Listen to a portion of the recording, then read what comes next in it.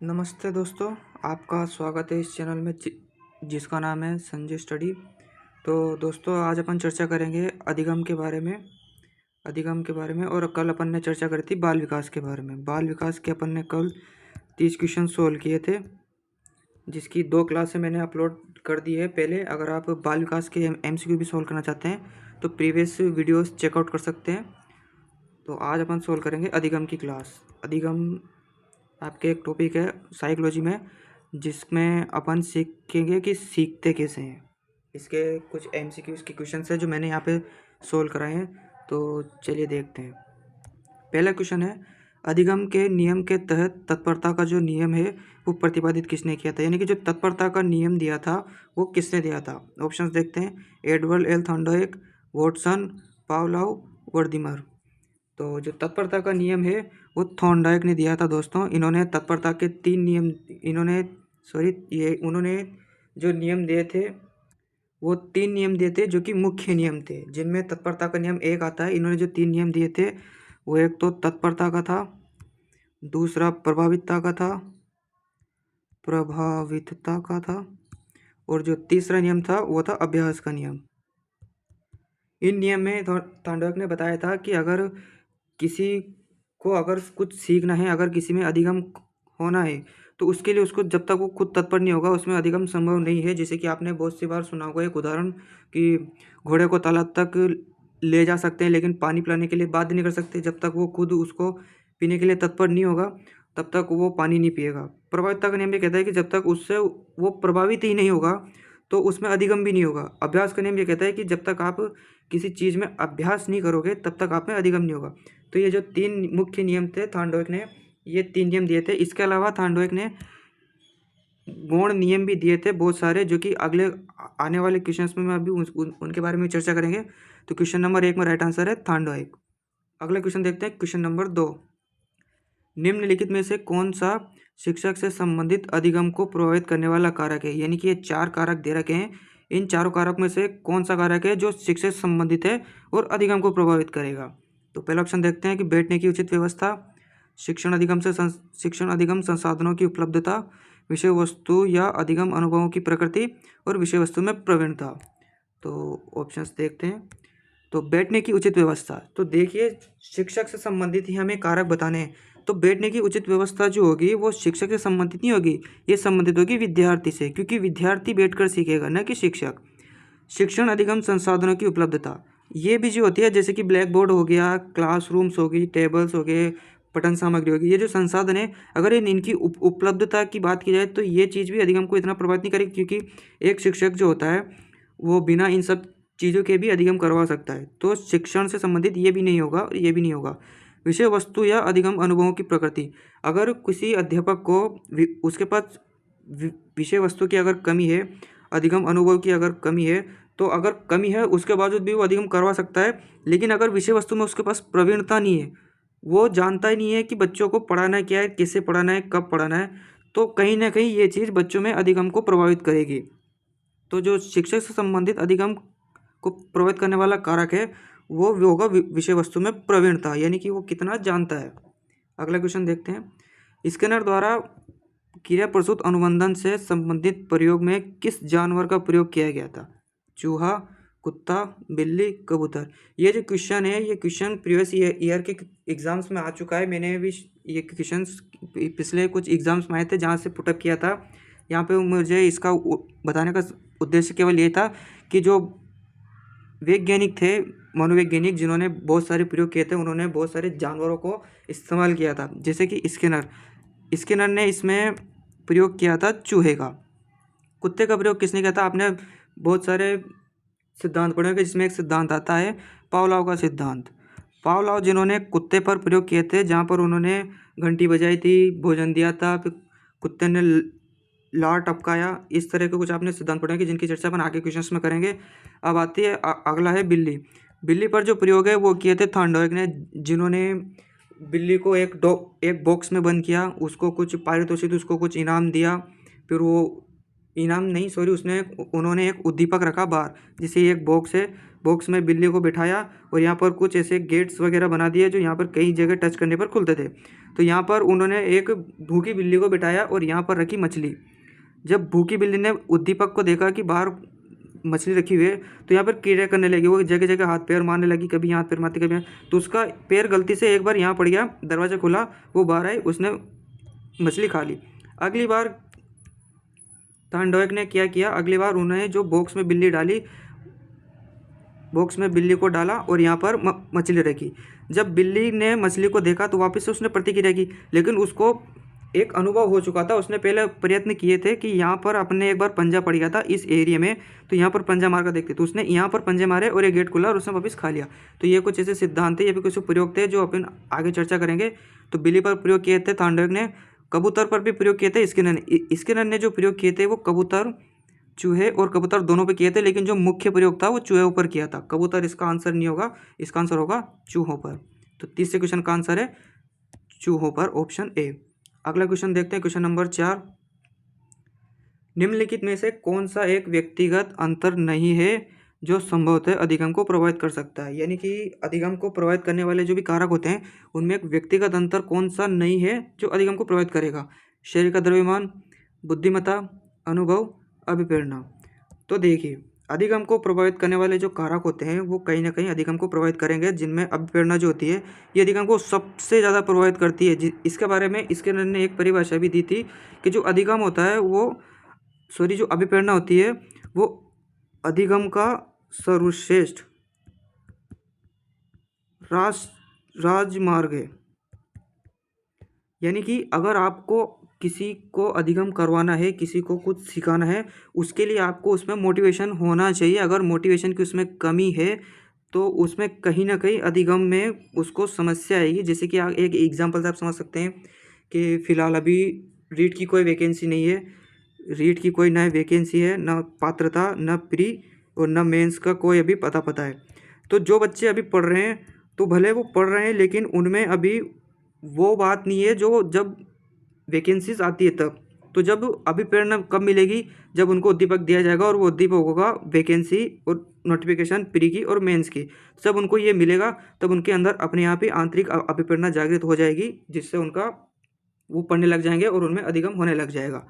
अगला क्वेश्चन देखते हैं, अगला ऑप्शन। तो अभिप्रेरणा ये अधिगम को प्रभावित करेगा, लेकिन यहाँ पे देखना था कि जो नहीं है अनुभव जो होता है वो अधिगम को प्रभावित करता है, क्योंकि अनुभव मतलब एक्सपीरियंस, जो अपने पिछली लास्ट जो टाइम है उसमें आपने कितना सीखा है, आपके पास कितना उस चीज़ का स्कीमा है, तो ये चीज़ भी अधिगम को प्रभावित करेगी। बुद्धिमत्ता, इंटेलिजेंस अधिगम को प्रभावित करेगी। लेकिन जो बॉडी का वेट है, बॉडी का द्रव्यमान है, ये चीज़ अधिगम को कहीं से कहीं तक प्रभावित नहीं करेगा, क्योंकि बॉडी का वेट जो होता है वो एक शारीरिक पक्ष में आता है जो अधिगम को प्रभावित नहीं करता है।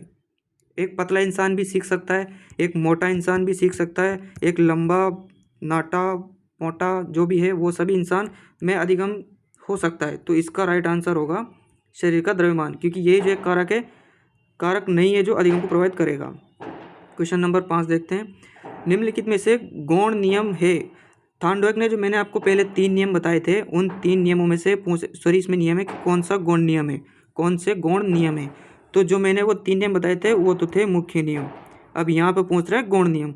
तो ये जो ऊपर 3 नियम बताए थे उसमें एक नियम तो था तत्परता का नियम, तो ये तो कैंसिल हो गया। अगला देखते हैं, आंशिक क्रिया का नियम, बहु अनुक्रिया का नियम, 2 व 3 दोनों। तो मैं आपको बताऊं कि जो थॉर्नडाइक ने गौण नियम दिए थे वो कुछ गौण नियम आपको अभी बताता हूं। जैसे कि आंशिक अनुक्रिया, एक तो ये रहा, एक ये रहा, और उन्हें दिया था मनोवृत्ति का नियम, उन्होंने दिया था आत्मीकरण का नियम, उन्होंने दिया था साहचर्य परिवर्तन का नियम। तो इन नियमों के अनुसार, जैसे कि आत्मीकरण का नियम हो गया, यानी कि पूर्व ज्ञान से संबंध स्थापित करना। साहचर्य मतलब कि जैसे कि जिस परिस्थिति में उसका अनुबंधन हुआ है, उसका अधिगम हुआ है, अगर उससे सेम टू सेम परिस्थिति कोई है जहाँ पर उससे अनुबंधन होने लग जाए तो साहचर्य परिवर्तन हो गया। मनोवर्ती, जैसे कि उसका दृष्टिकोण कैसा है उस चीज़ के प्रति, तो ये तो इसके गौण नियम थे। तो ये इसके कुछ गौण नियम है जो आपको ध्यान रखने हैं। तो इसमें इनके गौण नियम, 2 गौण नियम इसमें आंसर में है, एक तो आंशिक और एक बहुअणु क्रिया का। तो इसमें ये वाला ऑप्शन राइट हो जाएगा। क्वेश्चन 5 का राइट आंसर है डी। क्वेश्चन नंबर 6 देखते हैं कि जब बालक सीधे हाथ से लिखना सीखता है तो यह कौशल का अधिगम अंतरण उसे उल्टे हाथ से लिखने में सुगमता प्रदान करता है। यह सीधे हाथ से लिखने के कौशल का स्थानांतरण कहलाता है। पार्श्विक, द्विपार्श्विक, अनुक्रमिक और ऋणात्मक। तो देखिए, अधिगम जो होता है उसका स्थानांतरण भी होता है, यानी कि आपने किसी एक क्षेत्र में ज्ञान को ग्रहण किया, उसी ज्ञान को अगर आपने दूसरे क्षेत्र में उपयोग किया तो ये तो होता है पॉजिटिव। लेकिन अगर वही ज्ञान अगर दूसरे क्षेत्र में उसका ज्ञान का कोई यूज़ नहीं हुआ, ये होता है नेगेटिव, यानी कि ऋणात्मक अंतरण, अधिगम का ऋणात्मक अंतरण। अगर एक क्षेत्र में जो आपने ज्ञान को अर्जित किया है, जैसे कि आपको बताऊं द्विपार्श्विक क्षेत्र में, जैसे द्विपार्श्विक अधिगम अंतरण है, इसका मतलब है कि जो एक परिस्थिति में आपने ज्ञान का जो अर्जन किया है, ज्ञान का अर्जन किया है, दूसरे स्थिति में उसी या दूसरी में या उसके जैसी समान सभी स्थितियों में उस चीज़ का अगर आपने समान रूप से उसका प्रयोग किया है तो वो आता है द्विपार्श्विक अधिगम अंतरण के अंतर्गत। तो यहाँ पर जब क्वेश्चन पूछ रहा है कि हाथ से उल्टे हाथ से उसने लिखना सीखा, जो कि उसके सीधे हाथ से लिखने में उसे सुगमता प्रदान कर रहा है, यानी कि उसने सीधे हाथ से लिखना सीखा और वो उसे उल्टे हाथ में सुगमता उसे प्रदान कर रहा है, यानी कि एक स्थिति में उसने काम सीखा जिससे दूसरी स्थिति में उसको लाभ मिल रहा है। तो यह हो गया द्विपार्श्विक। इसको आप इस तरह से भी समझ सकते हैं कि जैसे कि आपने साइंस में सममिति पढ़ी होगी, यानी कि कोई स्ट्रक्चर है, जैसे कि यह स्ट्रक्चर है, अगर मैं इसे ये तो इसका ऐसा नहीं, जैसे कि ये स्ट्रक्चर है, एक आयत लेते हैं, तो अगर इसको मैं इस तरह से काटूंगा तो ये बनता है पार्श्विक, यानी कि आधा आधा। लेकिन अगर मैं इसको इस तरह से काटूंगा अनुप्रस्थ टाइप में तो ये बनता है द्विपार्श्विक, यानी कि ये वाला भाग और ये वाला भाग ये होता है द्विपार्श्विक सममिति। तो इस तरह से आप समझ सकते हैं कि अगर आपने इस हाथ से लिखना सीखा और वो चीज़ इस हाथ में यूज़फुल हो रही है तो कहीं ना कहीं वो द्विपार्श्विक अधिगम अंतरण है। तो इस तरह से भी आप इसको सोल्व कर सकते थे। तो क्वेश्चन नंबर 6 का राइट आंसर है ऑप्शन नंबर 2 द्विपार्श्विक, क्वेश्चन नंबर 6। अगला क्वेश्चन देखते हैं, क्वेश्चन नंबर 7। पारितोषित एवं दंड के माध्यम से सीखना अधिगम के किस सिद्धांत से संबंधित है? तो सामाजिक सीखना, क्रिया प्रसूत अनुबंधन, शास्त्रीय अनुबंधन, संज्ञानात्मक अनुबंधन। देखते हैं सामाजिक सीखना, ये जो सिद्धांत है इसके संबंधित क्षेत्र में सिद्धांत दिया था वो दिया था बंडूरा ने। बंडूरा ने बताया था कि जो बालकों में अनुबंधन होता है, बालकों में अधिगम होता है, वो अधिगम बालक समाज से अनुकरण द्वारा सीखते हैं, यानी कि जो समाज कर रहा है उस चीज़ को देखकर वो सीखते हैं, जिससे उन्होंने सामाजिक सीखना कहा। इसमें ना तो कोई पारितोषिक दिया जाता है ना कोई दंड दिया जाता है, बस बालक सीधा समाज को देख कर सीखेगा। यहाँ पर किसी भी तरह का कोई भी पारितोषिक और दंड नहीं दिया जाता है। तो ये ऑप्शन गलत। अगला देखते हैं शास्त्रीय अनुबंधन सिद्धांत। ये सिद्धांत पावलोव ने दिया था, आपने सबने पढ़ा है, जहाँ पर उन्होंने एक घंटे के माध्यम से एक कुत्ते के अंदर स्वाभाविक क्रिया उत्पन्न कर दी थी, यानी कि घंटी का और जो भोजन है उसका अनुबंधन कर दिया था। तो यहाँ पर भी कहीं ना कहीं न उसे पारितोषिक दिया जा रहा है न उसे दंड दिया जा रहा है, तो ये ऑप्शन भी नहीं है। अगला सिद्धांत है संज्ञानात्मक सिद्धांत। तो ये सिद्धांत जीन पियाजे का सिद्धांत है। इस सिद्धांत में भी कहीं ना कहीं इस चीज़ का जिक्र नहीं हुआ है, लेकिन जो क्रिया प्रसूत का सिद्धांत है जिसे स्किनर ने दिया था, उन्होंने जो मैंने आपको पहले बताया था कि एक बॉक्स था, उस बॉक्स में उन्होंने बिल्ली को रखा, बिल्ली को एक उद्दीपक दिया जैसे कि एक मछली, यहाँ पे कुछ लीवर्स वगैरह बना दिए। तो जब बिल्ली ने इस भोजन को खाया तो उसे पारितोषिक मिल गया कि हाँ यार, अगर इस गेट को खोलेंगे तो अपन को पारितोषिक मिलेगा। तो अगली बार उस चीज़ को करने के लिए वो और ज़्यादा तत्पर हुई। तो इसीलिए क्षमा कीजिएगा, मेरे से कभी भूल हो गई है। मैंने ये जो आपको प्रयोग बताया था ये थॉर्नडाइक का प्रयोग था, मेरे से मिस्टेक हो गई है, सॉरी। ये जो था ये थॉर्नडाइक का प्रयोग था, और स्किनर का जो प्रयोग था वो चूहे पर किया था उन्होंने प्रयोग, जहाँ पर उन्होंने एक पिंजरे में एक चूहे को रखा और यहाँ पर उन्होंने कुछ दाने डाल दिए जहाँ पर अंधेरा था। इस पूरे बॉक्स में अंधेरा था, यहाँ पर उन्होंने प्रकाश की व्यवस्था करी कि जब चूहा यहाँ पर आता था तो उससे कुछ दाने डाल देते। यहाँ पर एक लीवर टाइप का कुछ था जो दबते से यहाँ पे प्रकाश होता था और दाने गिरते थे, उसको पारितोषिक मिलता था। तो ऐसा कुछ प्रयोग था। प्रयोग आपको पूरा आगे कुछ क्लासेस डालूंगा जहाँ पर आपको डाल दूँगा। सॉरी मेरे से गलती हो गई थी, जो इसका जो राइट आंसर है वो है क्रिया प्रसूत अनुबंधन, जहाँ पर पारितोषिक दिया जाता है और अनुबंधन किया जाता है। क्वेश्चन नंबर 8 देखते हैं, निम्नलिखित में से कौन सा शिक्षण अधिगम का एक सामान्य सिद्धांत नहीं है। इस चीज़ को मैंने आपको पहले भी बताया था कि इस तरह के जो क्वेश्चंस आते हैं जिनमें नहीं है, सत्य है, असत्य है, उन चीज़ों को क्वेश्चंस में आप पहले ही मार्क कर लें उससे, ताकि आपके दिमाग में वापस जब आप क्वेश्चंस को पढ़े जब तुरंत आपको याद आ जाए कि ऑप्शंस कौन से ढूंढने हैं। तो इसमें अपन को ढूंढने कौन सा सिद्धांत नहीं है। तो वास्तविक जीवन से संबंध का सिद्धांत, व्यक्तिगत भिन्नता का सिद्धांत, पूर्व अनुभव का सिद्धांत, निष्क्रियता का सिद्धांत। तो इनमें जो ये वास्तविक जीवन से शिक्षण अधिगम का संबंध है, व्यक्तिगत भिन्नता सब में होती है, पूर्व अनुभव के कारण भी अधिगम बहुत ज़्यादा उसमें सहायता मिलती है, लेकिन निष्क्रियता का कोई सिद्धांत नहीं होता है जो अधिगम को प्रभावित करे या फिर उसका कोई सिद्धांत है।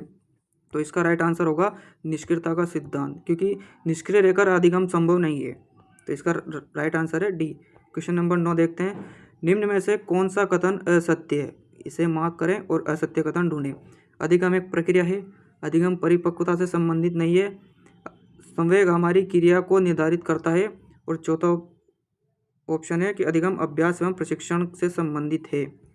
तो अधिगम एक प्रक्रिया है, सही बात है, अधिगम एक प्रक्रिया है। संवेग जो होते हैं हमारी क्रिया को निर्धारित करेंगे। अधिगम अभ्यास और प्रशिक्षण, ये दो चीज़ें अधिगम में बहुत ज़्यादा मेन होती है। अभ्यास, प्रशिक्षण, परिपक्वता, ये चीज़ें होती है अधिगम में बहुत ज़्यादा महत्वपूर्ण होती है। लेकिन अधिगम जो होता है वो परिपक्वता से संबंधित नहीं है। यहाँ पर ये एक मिस्टेक है कि ये जो अधिगम है वो संबंधित नहीं है, तो ये ऑप्शन गलत है, यानी कि ये अपना राइट आंसर है। अधिगम जो होता है वो परिपक्वता से बहुत ज़्यादा रिलेट करता है, क्योंकि अगर परिपक्व नहीं होगा कोई बालक तो अधिगम नहीं करेगा। जैसे कि अगर कोई 6 साल का बालक है, उसे आप कक्षा 12वीं की अगर आप उसे साइंस पढ़ा रहे हो, 12वीं की उसे कुछ सब्जेक्ट्स पढ़ा रहे हो, तो 6 वर्ष का बालक या कक्षा 6 का बालक वो नहीं पढ़ेगा, क्योंकि अभी उस स्तर तक वो परिपक्व नहीं हुआ है। उस स्तर तक ना वो परिपक्व हुआ है, ना ही उसमें उम्र है। तो कहीं ना कहीं अधिगम को परिपक्वता प्रभावित करती है, इसलिए यह ऑप्शन सही होगा, क्योंकि इसमें नहीं दिया हुआ है। इसका राइट आंसर होगा बी। क्वेश्चन नंबर 9 का बी।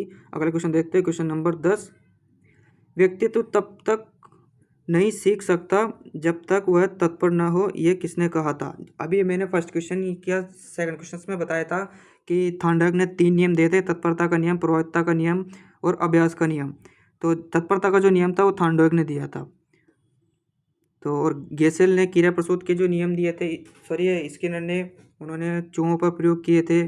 और लोक मैडम का एक वाक्य बहुत फेमस है, इन्होंने अधिगम के संबंध में एक परिभाषा भी दी थी। और इसका जो राइट आंसर होगा वो होगा थांडक, जिन्होंने तत्परता को कहा। सॉरी ये जो तत्परता है ये ना नहीं है, ये ता है। अगला क्वेश्चन देखते हैं, क्वेश्चन नंबर 11, अधिगम को प्रभावित करने वाले कारकों में कौन सा कारक अधिगमकर्ता से संबंधित है। यानी कि अधिगम को प्रभावित करने वाले कारकों में से कौन सा कारक अधिगमकर्ता से संबंधित बताना है, यानी कि विद्यार्थी से। तो शिक्षा का मानसिक स्वास्थ्य और समायोजन स्तर, अधिगमकर्ता की उपलब्धि अभिप्रेरणा का स्तर, शिक्षक की विषय वस्तु में प्रवीणता और अधिगम अनुभवों की प्रकृति। तो जो अधिगमकर्ता होता है, यानी कि जो सीखता है, उस चीज़ से संबंधित कौन सा कारक है जो अधिगम को प्रभावित करेगा। तो शिक्षक जो होगा वो अधिगमकर्ता नहीं होता है, वो अधिगम को सिखाता है, तो ये चीज़ अधिगमकर्ता को प्रभावित नहीं करेगी। सेकंड ऑप्शन है अधिगमकर्ता की उपलब्धि एवं अभिप्रेरणा। तो जी हाँ, अधिगमकर्ता की अगर उसकी उपलब्धि है, उसने कितना सीखा है, उसके पास कितना ज्ञान है, इस चीज़ का जो स्तर है, ये स्तर जो है वो अधिगम को प्रभावित करेगा। शिक्षक की विषय में प्रवीणता यह अधिगम प्रभावित नहीं करेगी, अधिगम के अनुभव की प्रकृति ये भी नहीं करेगा। इसका राइट आंसर होगा आंसर बी। तो आज के लिए बस इतना ही है। मैं आशा करता हूँ आपको ये 11 MCQ क्वेश्चंस पसंद आए होंगे। इसके बाद के क्वेश्चंस भी मैं आगे आने वाली क्लास में डालूंगा, अगर वो भी इसी में डालता तो क्लास बहुत लंबी हो जाती। तो आज के लिए बस इतना ही। अगर आपको क्लास पसंद आई हो तो उसको लाइक करें, शेयर करें और अपने दोस्तों के साथ सब्सक्राइब करें। यहाँ पर मैं आपको सारी क्लासेस मतलब सारे टॉपिक्स के MCQ सोल्व कराऊंगा और सारे सब्जेक्ट्स के भी MCQ सोल्व कराऊंगा, जहाँ पर आप अपनी तैयारी और ज़्यादा स्ट्रॉन्ग कर सकते हैं, अपनी तैयारी को परख सकते हैं। धन्यवाद। जय श्री राम।